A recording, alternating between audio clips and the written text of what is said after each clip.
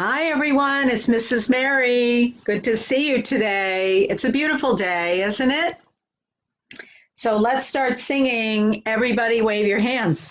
Okay, here we go. Everybody wave your hands, wave your hands, wave your hands. Everybody wave your hands. It's time to say hello. Hello, everyone. It's story time from my house to your house. I'm glad you're joining me today. I'm Mrs. Mary from the Desmond-Fish Library. So it's hard to believe it's May 20th already, isn't it? Oh my goodness, I just don't know where this time is going. But I wanted to tell you that I'm going to read a story, another Mother's Day story today because it's still May and May is the month of mothers. So this is one of my favorite Mother's Day stories and I try to read it every single year. It's called The Mother's Day Mice and it's written by Eve Bunting, illustrated by Jan Brett, who we know from lots of other things. And we're reading this today with permission by Houghton Mifflin. So, The Mother's Day Mice.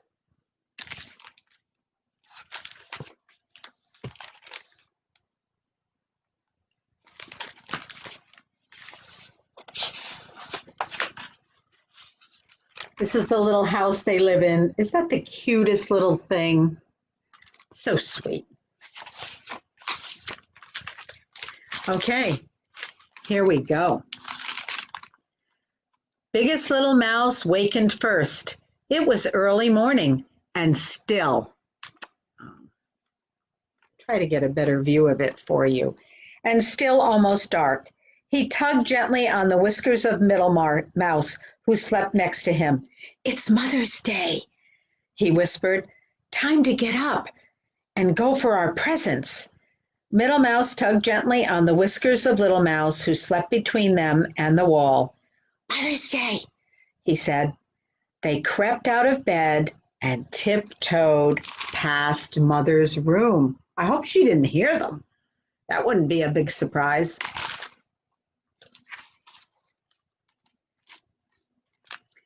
Outside, one star still slept in the sky. They stopped to wash paws and faces in a pail of water Mother kept by the front door. Biggest studied his watch. We have 2 hours before Mother's wakes up, he said. Middle and I know what we're getting her and where to find it. And he looked at Middle Mouse and waited. I know what I'm getting too, he said. Biggest shook his head. Little Mouse, honeysuckle grows only at Honeysuckle Cottage. And we know who lives at Honeysuckle Cottage. A cat. You'll have to find something else.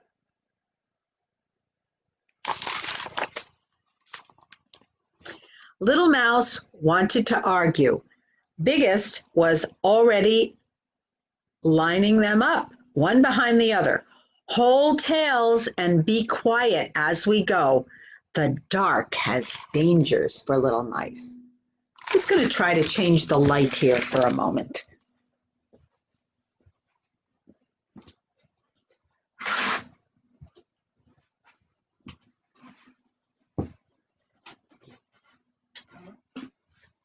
I'm hoping that might help the picture a little. I'm sorry to interrupt the story.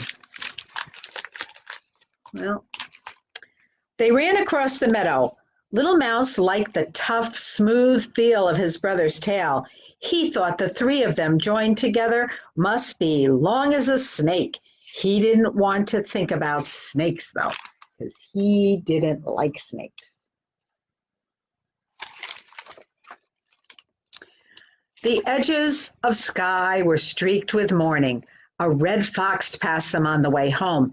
They crouched down so he wouldn't be able to see them. Great, Little Mouse said fiercely. Who's afraid of him? But his voice was so weak he couldn't be heard. An owl sheared above them as they lay hidden in the long grass. He couldn't see the owl, and the owl couldn't see him. "You don't have to squeeze my tail so hard," said Middle Mouse. "I thought you might be frightened, Little Mouse. I was telling you I was here," Middle Mouse said.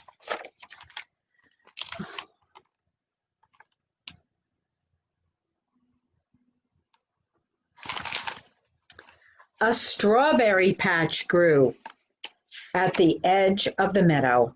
"There's my surprise for Mother," Middle Mouse said. "She loves strawberries. She says the first ones always remind her of summer coming." I always think that when I eat my strawberries. Biggest Mouse boosted him up so he could get the roundest, reddest berry from the top. Its weight tipped him forward as he carried it. It must be hard for a mouse to carry a strawberry when you think how big strawberries are and how little mice are. "My surprise is here too," Biggest Mouse said. He picked a dandelion fluff ball and held it high by its milky stem. "It's a wish flower for Mother." Little Mouse thought the fluff ball was as beautiful as a spinning of spider webs. He could see the sky through it. "Mother will love it, Little Mouse. Now," said Little Mouse, "now can we go to Honeysuckle Cottage? We still have time, and maybe he won't be there." Biggest Mouse sighs. "Well, we'll look," he said, "but only because you're the littlest and it's Mother's Day. And we won't go close because Cat is always there."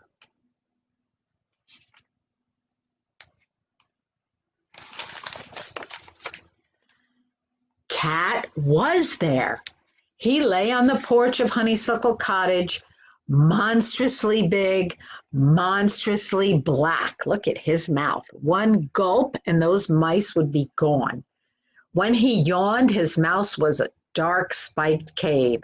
Little Mouse could see it clearly, even though they weren't too close. "Maybe he'll leave soon," Little Mouse whispered. He pulled his eyes away from Cat to the honeysuckle that twined around the porch. Honeysuckle for Mother. We just saw some honeysuckle outside. Inside the cottage, someone was playing a tune on the piano. Dum-dee, dum-dee, dum-dee, dum, dum-dee, dum-dee, dum-dee, dum. Twinkle, twinkle, little star. "Maybe Cat likes to lie in the sun and listen to music," Little Mouse whispered. "Maybe the person will stop playing soon and Cat will go away." He sniffed the honeysuckle and then he could still hear the song, dum-dee, dum-dee, dum-dee, dum. "That person is not going to stop playing," Middle Mouse said. He set his strawberry on the ground and a beetle came on the run. Middle picked it up and shooed the beetle away. Little Mouse began creeping toward the cottage on his belly. Biggest yanked him by his tail. "Stop that. Anyway, it's time to go. What if Mother wakes up on Mother's Day and all her mice are missing?" "We have to go," Biggest said. "Or eaten," said Middle. "I'm sorry, Little Mouse." But instead, Little Mouse's head had started in it. Something wonderful was beating in his head. Something better than honeysuckle. "It's all right," Little Mouse said. The sun made a pink path across the meadow as they ran home. "Bring her a daisy," Biggest said over his shoulder. "She likes daisies." "Bring her a rock," Middle puffed. "A small rock that's not hard to carry." "They're nice," Little Mouse said, "but they're not special enough for this day." He had something special, though. He had it strong and firm in his mind. And when he got home, he was going to show her. There they are in the house, getting their things ready. Biggest soon stood the fluff ball in a jar beside Mother's chair. Middle put the strawberries on a little dish on the table. I'm glad I didn't roll it, he said. Sometimes I wanted to, but I carried it all the way, and it isn't even squished. He glanced sideways at Little Mouse. The strawberry can be from you, too, Little Mouse, and the fluff ball will be from both of us, Biggest said. Little Mouse smiled. Thank you, he said. But I had something. I brought something on my own. He thought it was funny when his brothers looked around and then rolled their eyes. Something I've kept hidden, he said. Biggest Mouse held up a warning paw. Shh, Mother's coming.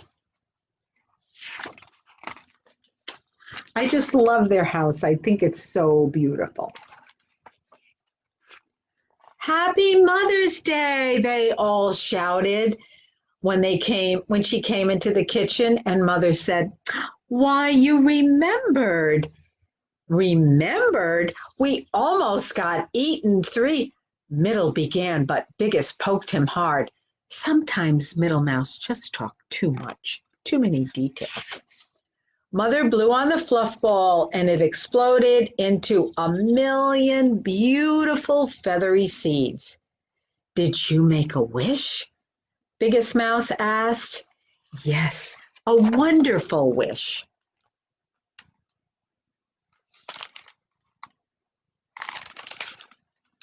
Mother cut the strawberry in 4 pieces. I love strawberries, she said. The first ones always taste of summer. She nibbled on the edge of the berry and closed her eyes, and Little Mouse on the edge. Little Mouse was tasting sunshine and sweet corn and the cold waters of the meadow stream. Now me, he said, now me. He was so excited he thought he might explode, like the fluff ball did, into a million pieces. The music he had heard at Honeysuckle Cottage was loud in his mind, and he clasped his paws together and began to sing. He sang the words he thought of as they ran home. We have brought a song to say, happy, happy Mother's Day. No one's mother is so nice. Love from all your little mice. That was wonderful, Mother said when he finished. How astonished his brothers were. They thought all this time he had nothing, and all this time he had this wonderful song that he had thought of after he heard the music.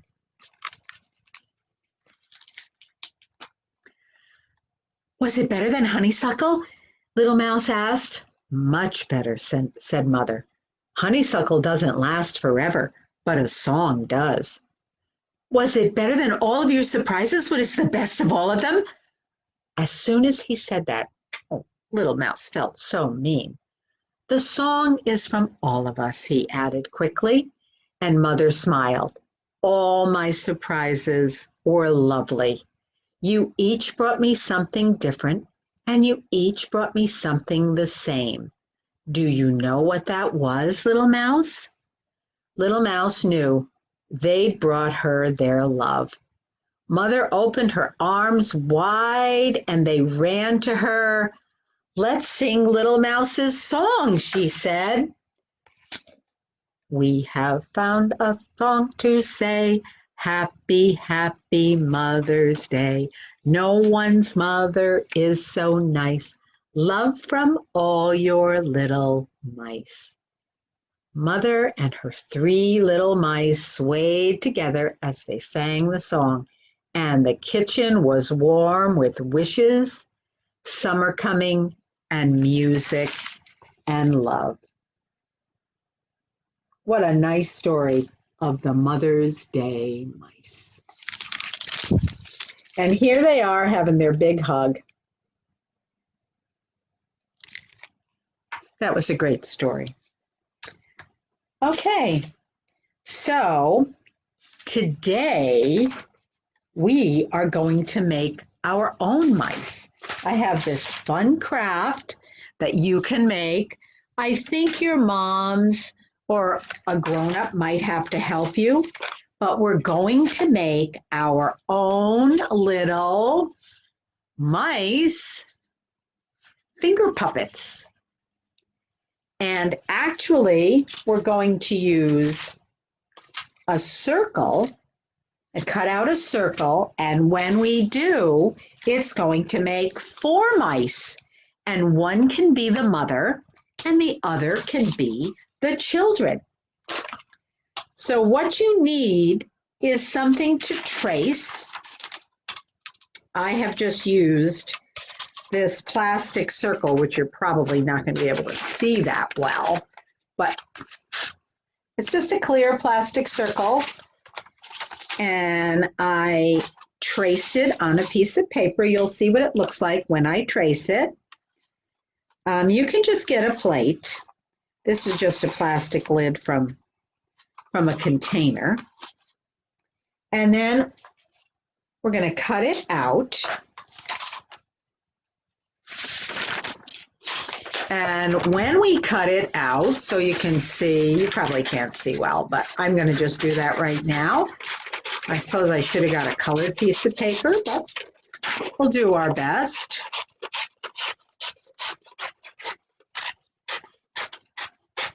If you Google easy mice to make, it's actually a Red Ted art project.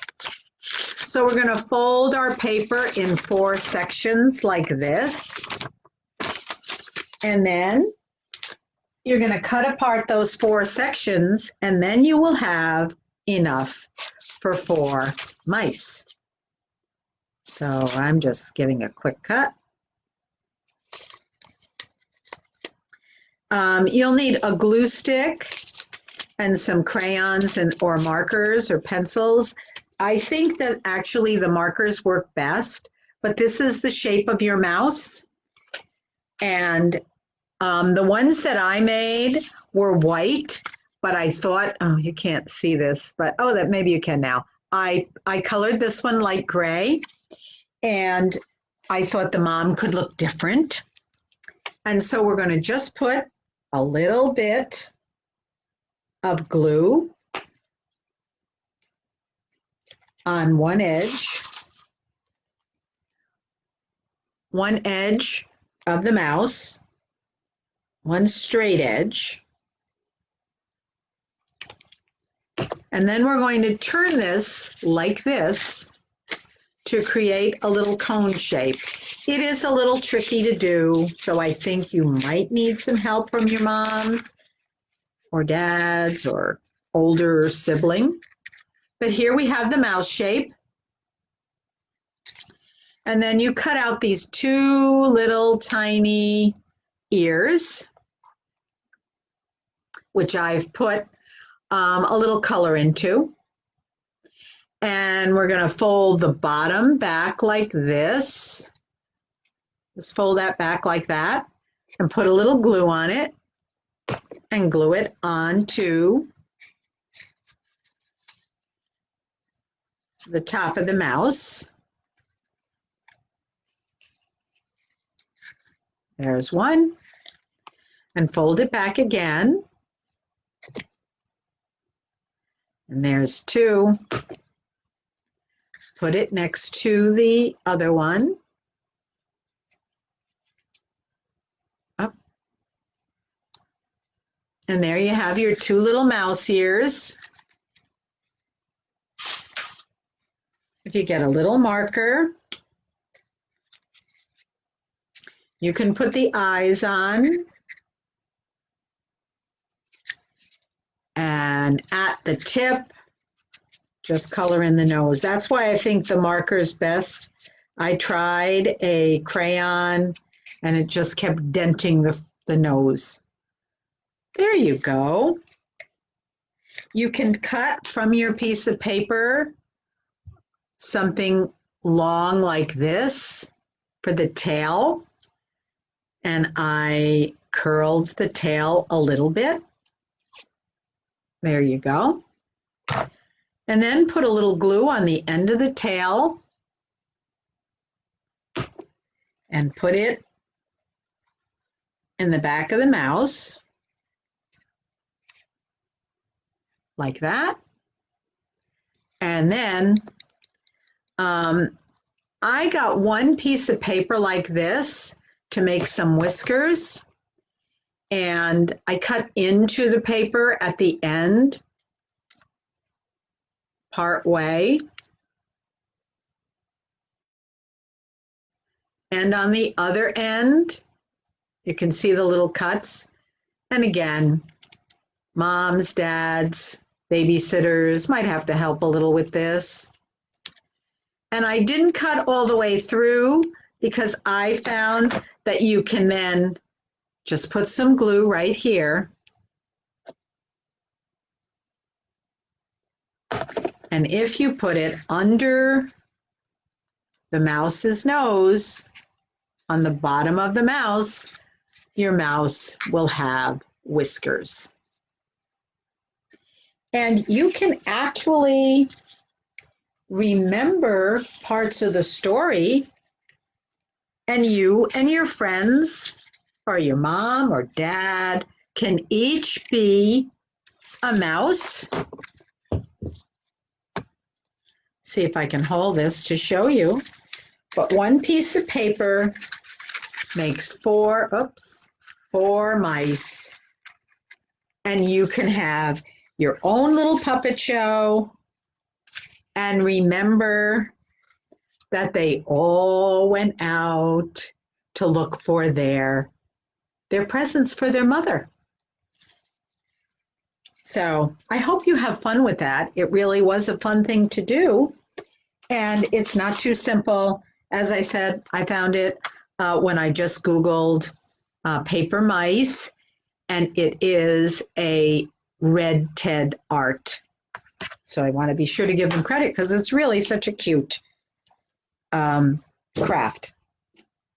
Okay, well, that took a little time, so I guess now it's time to say goodbye until next week. But I hope that you had a good story time with me, and I'll talk to you soon. All right, it's time to say goodbye now. It's time to say goodbye. It's time to say goodbye. Hey ho, the merry-o, it's time to say goodbye. I enjoyed sharing stories with you today. I miss seeing you all at the library, but hopefully soon we'll be able to see you. Don't forget the library grounds are open, so you can bring a picnic over, you can just come over for a walk around, whatever. We love to have you there. All right, take care, everyone. Bye-bye.